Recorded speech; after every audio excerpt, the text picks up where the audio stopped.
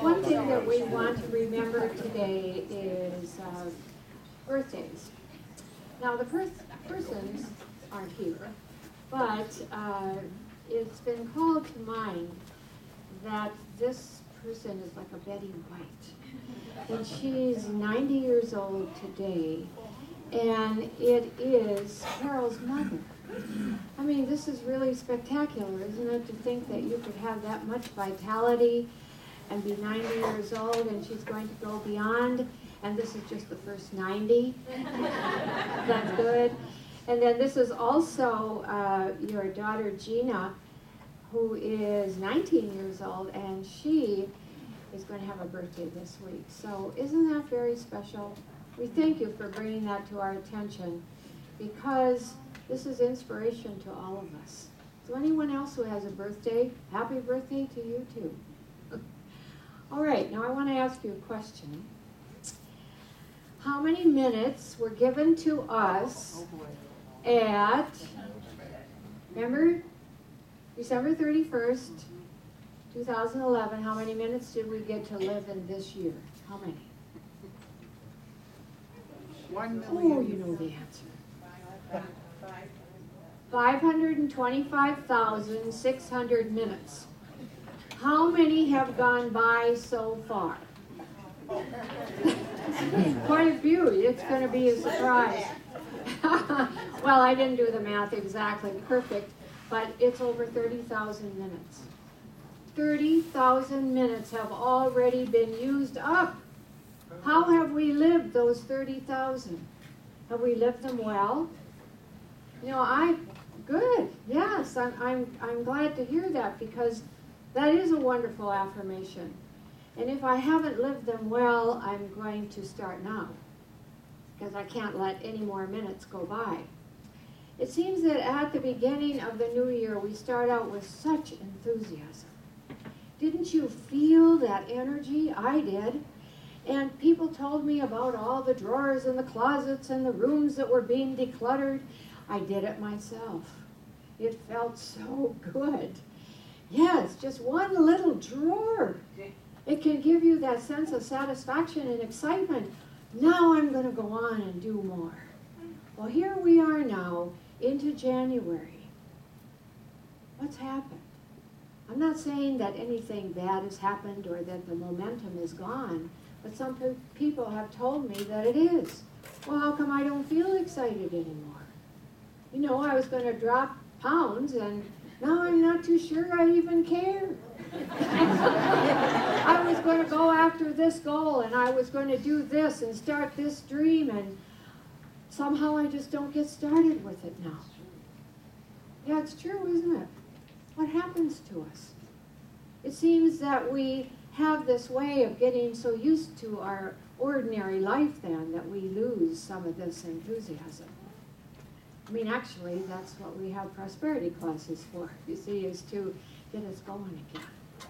Well, I think of us like an old wind-up phonograph. Remember what they were like? Not you young people. You wouldn't remember. But you have to be a little bit older. My grandma had one.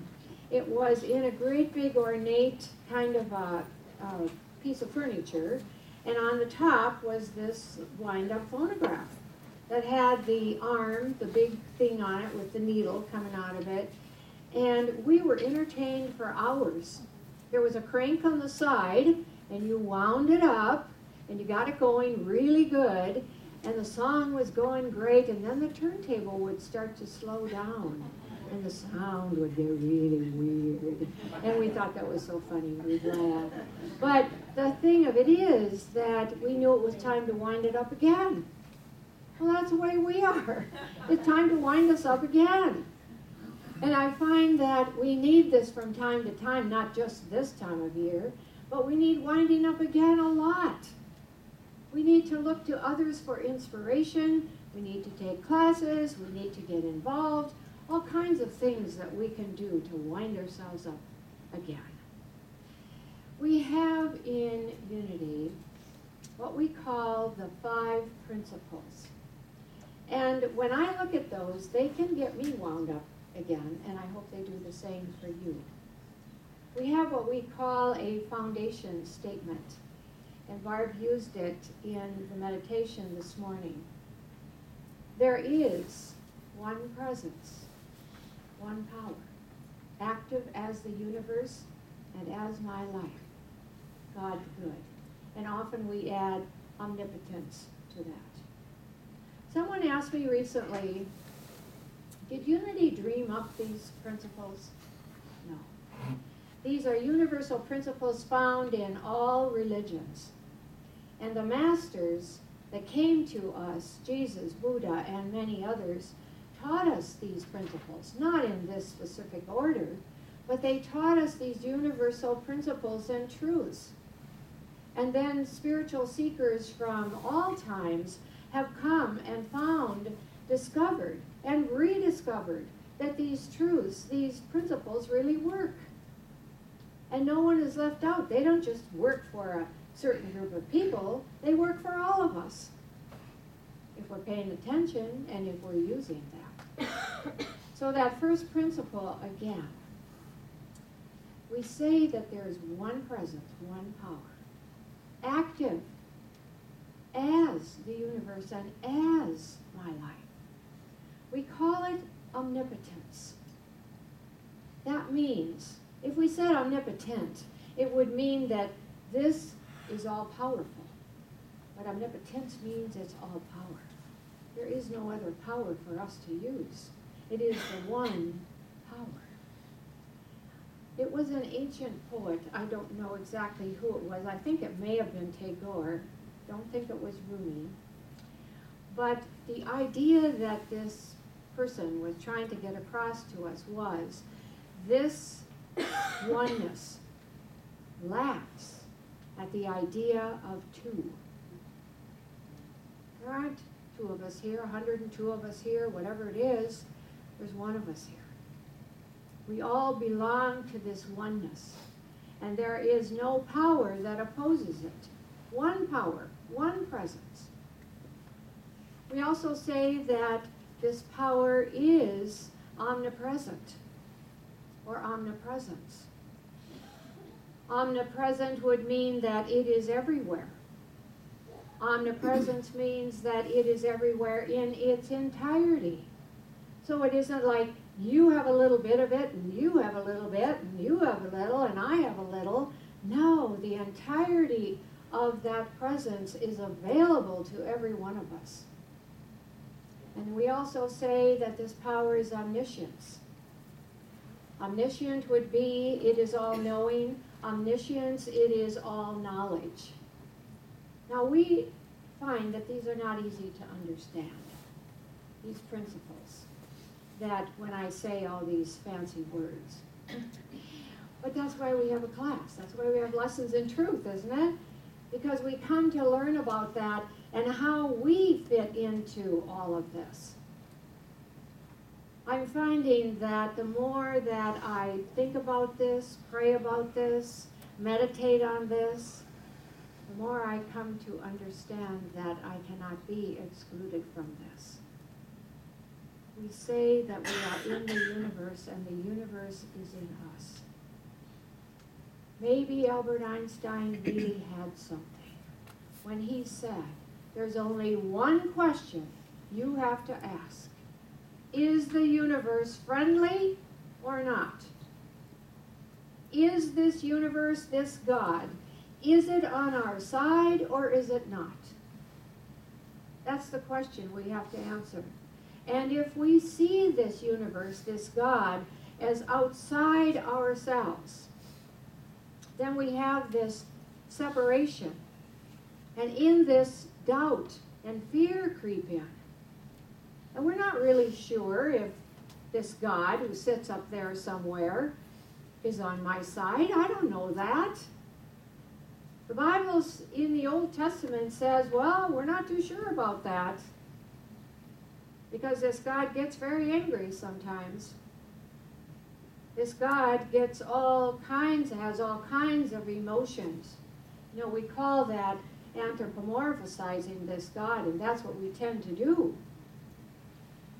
And people put all kinds of human emotions on this God. Well, it's angry, it's sad. Oh, it's sad, so sad. Sometimes it even says that the rain that falls from the sky are the raindrops, the tears from God's eyes, because we're so wicked, we're so bad, we've messed up so much. If that's the kind of God there is, count me out. I don't want any part of that. But that isn't the kind of God there is. This oneness. We could say there is one life, one presence, one power, one good, one love, one wisdom, one intelligence, one source. And we have been created in the likeness, the image and the likeness of that. I have to think a while on that for a while, because that's really something, isn't it? That I and you and all of us are a part of this? Yes, it is really, really something. It gives us power that we may not know we have had. But you see, we also have been given free will. I had a conversation with somebody yesterday. Ooh, did we go over free will? I said, but we're not robots. We do have the choice every day of our lives. Are we going to turn to spirit? The soul is pivotal, you know. We can turn to spirit or we can turn away from spirit. And the choice is ours. We're building a soul here. It might be wise to turn to spirit, but that's not always what we do. So there's a teaching story that talks about this, the turning to spirit or not, the shift that takes place in us when we do turn to spirit. It's almost a miraculous thing. And the story is found in John, the 5th chapter. We've all heard it. It goes something like this. There was in Jerusalem a pool, and it was called the Pool of Bethesda. It had 5 porticos, and in those porticos were laying all the ill people. There was one man who had been ill for 38 years. And Jesus saw him. Knowing that he had been ill for so long, he said to him, "Do you want to be saved? Do you want to be healed?" The man replied, "Well, there's nobody to put me down into the water when it's troubled. There's no one. And also, when I try, someone always steps in front of me." Jesus said, "Rise, take up your bed and walk." And that man was healed in that instant, and he took up his bed and he walked. But the story goes on and says that Jesus saw him in the temple later. And he said to him, "See, you are well. Sin no more, lest something worse befall you." That's our story. It may not sound like it right now, but wait. Because it is our story, and it is how we operate in this life a lot of the time, and what can happen to us when our shift changes, when our focus changes. So since it is our story, we know then that we may be that man who has been ill for 38 years. Well, it doesn't mean that we're ill in body, ill in spirit. It may mean that we have a lot of work to do yet on ourselves, and we're not satisfied with where we are. You know, if you are in a place that you don't like, there's hope, because you can change. Your whole life can change. It also, because it takes place in Jerusalem, this is the habitat of peace inside of every one of us. And it is also that receptive mind, open to peace. Bethesda is that pool of healing.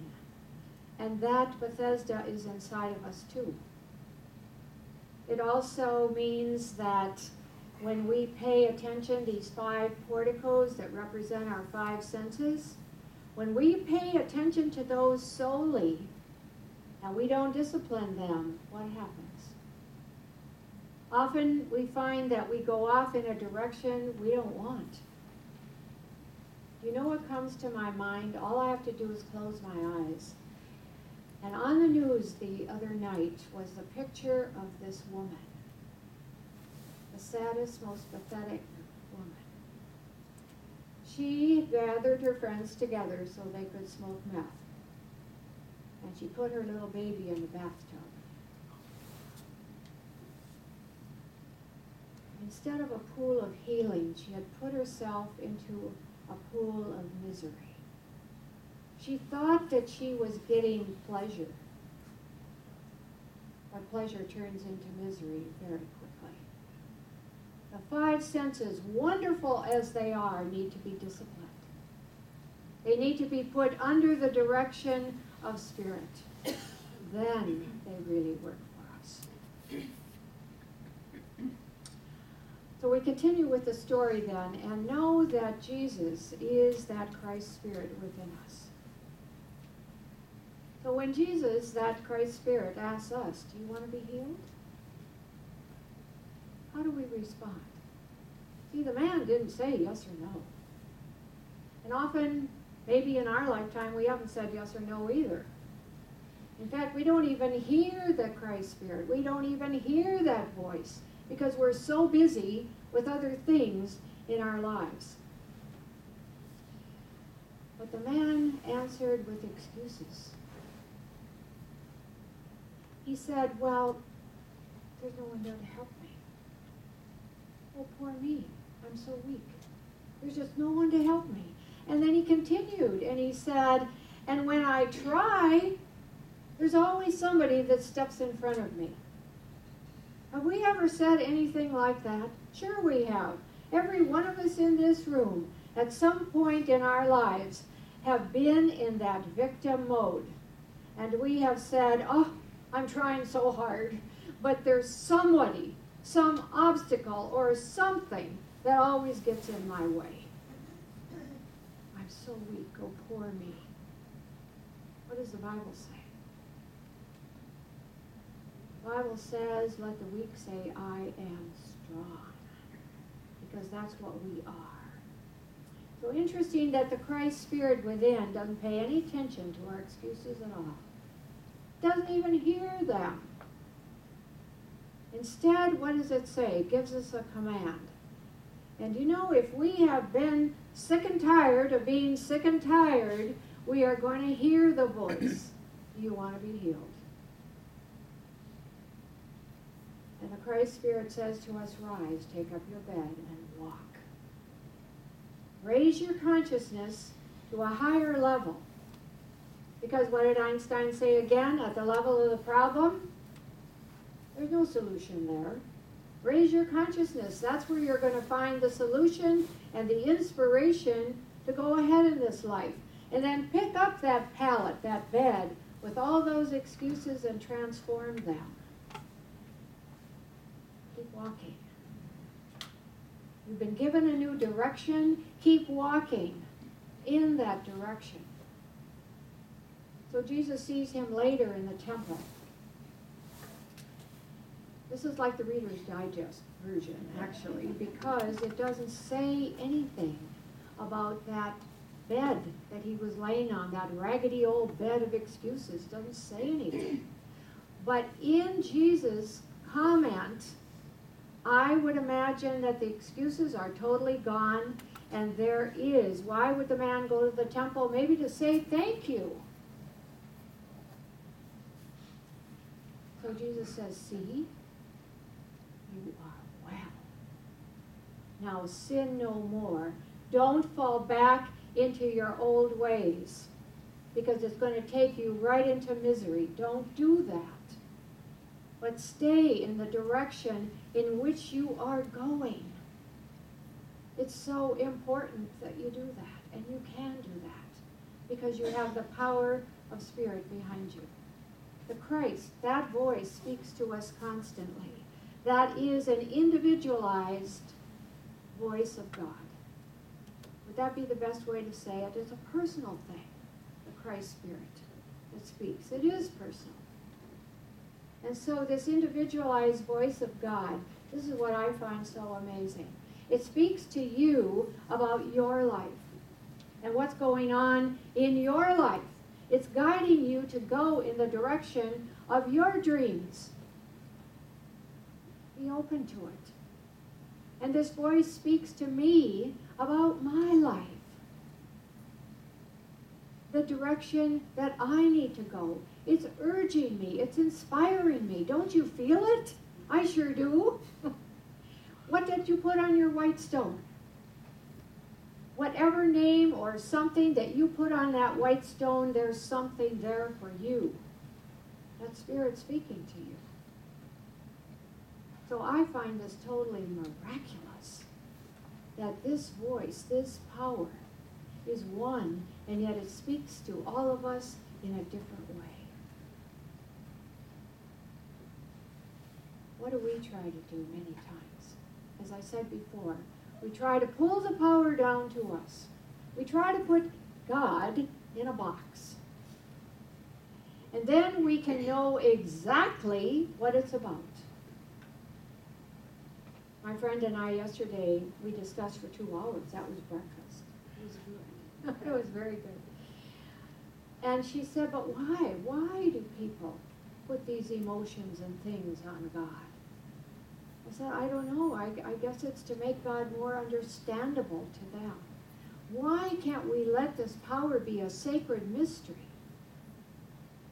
We can't. Well, we can, but we have a tendency not to because we're Western people. And we love mysteries, but we want to bring up close to it. We want to get everything solved. So we want definite answers. Well, we can't have definite answers about this. This is a power. It's oneness. This is a power that can't have any limits or any boundaries. I think the Hindus maybe say it the best. They say that to take one of those definitions, like God is sad or angry or whatever, and put that on this power, then it ceases to be God. Just by that very definition, it is not God anymore. To define God is to deny God. So they have 99 names for God, and the 100th one is blank. Because our minds, our words, as powerful and as smart as we might be, we cannot come up with any word that would describe the immensity and the magnificence of this power. And even magnificence is a puny word. We can't get our minds around this. And that's okay. That's okay. But those 99 names are not names that bring this power down to us, but they are names that lift us up to it. This power, then, cannot have limits or boundaries. It is an eternal life force. So therefore, it is not an entity, it is not a being, and it holds no opinions and judgments. It simply is. It is the source of energy. It is the source of everything. And we could liken it to air. Air is here for our sustenance. And we can take deep breaths of air. Or we can hold our breath till we turn blue. And air doesn't judge our behavior. It simply is there. And spirit is like that. We can take deep breaths of spirit, or we can turn our back on spirit. And spirit does not judge our behavior. It is just there for us again and again and again, forever and forever. Amen. It is always there. So here's the thing. There is one power. And every time we do anything, we are using that one power. And we have the choice. Do we use it for good or not good? It is our intention, our purpose here to use it for good. Not only to enhance our lives, but to enhance the lives of everybody. That's what good is. So you see, this is not just a Sunday morning thing. This is a way of life. We live this every single day of our lives. And I am so glad, so delighted that you have joined me, participated with me in this glorious adventure. Namaste.